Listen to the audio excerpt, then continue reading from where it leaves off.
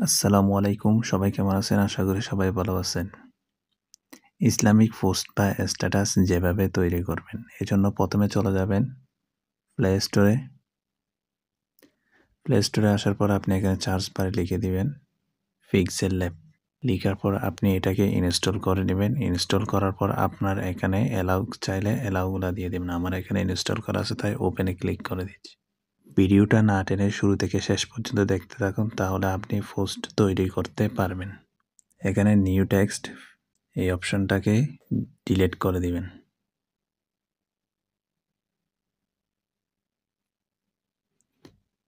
এরপর আপনি এখানে 3 ডট লাইনে ক্লিক করে দিবেন।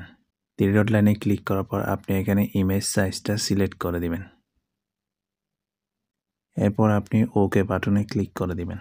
এরপর আপনি ব্যাকগ্রাউন্ড কালার যেভাবে সিলেক্ট করবেন, এজন্য আপনি এই অপশনটাতে ক্লিক করে দিবেন। এই অপশনটাতে ক্লিক করার পর এখানে কালার নামে যে অপশন দেখতে পাবেন, এই অপশনটাতে ক্লিক করবেন। এরপর আপনি এখানে উপরে কালার এই অপশনটাতে সিলেক্ট করার পর এখানে বিভিন্ন ধরনের কালার দেখতে পাবেন। তো আপনি এখান থেকে একটা কালার সিলেক্ট করে দিবেন। কালারটা সিলেক্ট করার পর আপনি এখানে টিক মার্কে ক্লিক করে দিবেন। টিক মার্কে ক্লিক করার পর আপনি এখানে যদি টেক্সট লিখতে চান, তাহলে এরপরে আপনি এই অপশনটাতে ক্লিক করে দিবেন। এই অপশনটাতে ক্লিক করার পর আপনি এখানে দেখতে পাবেন প্লাস আইকন। এই প্লাস আইকনে ক্লিক করে দিবেন। এরপর আপনি টেক্সট লেখার জন্য কলম আইকনে ক্লিক করে দিবেন। এখানে নিউ টেক্সট লেখাটা ডিলিট অপশনটাতে ক্লিক করে এটাকে ডিলিট করে দিবেন। এরপর আপনি যে লেখাটা লিখতে চান সেটা টাইপ করে বসিয়ে দিবেন। টেক্সটটা লেখার পর আপনি এখানে ওকে বাটনে ক্লিক করে দিবেন। লেখাটাকে আপনি বড় করার জন্য এখানে সাইজ নামে যে অপশন রয়েছে, এই অপশনটাতে ক্লিক করে দিবেন। যদি আপনি লেখাটাকে বড় করতে চান তাহলে প্লাস আইকনে ক্লিক করবেন, আর যদি লেখাটাকে ছোট করতে চান তাহলে মাইনাস অপশনটাতে ক্লিক করবেন। এরপরে লেখাটা লেখার পর আপনি টিক মার্কে ক্লিক করে দিবেন। কালার যেভাবে পরিবর্তন করবেন, সেই জন্য আপনি এখানে কালার অপশনটাতে ক্লিক করে দিবেন। কালার অপশনটাতে ক্লিক করার পর কালার সিলেক্ট করে দেওয়ার পর আপনি এখানে টিক মার্কে ক্লিক করে দিবেন। এরপর আপনি চাইলে লেখাটাকে বোল্ড করতে পারবেন, এজন্য আপনি এখানে এই অপশনটাতে ক্লিক করে দিবেন। লেখাটা বোল্ড করলে একটু সুন্দর হয়। এখানে আপনি যে বি অপশন দেখতে পাবেন, এই অপশনটাতে ক্লিক করে দেবেন, তাহলে লেখাটা বোল্ড হয়ে যাবে।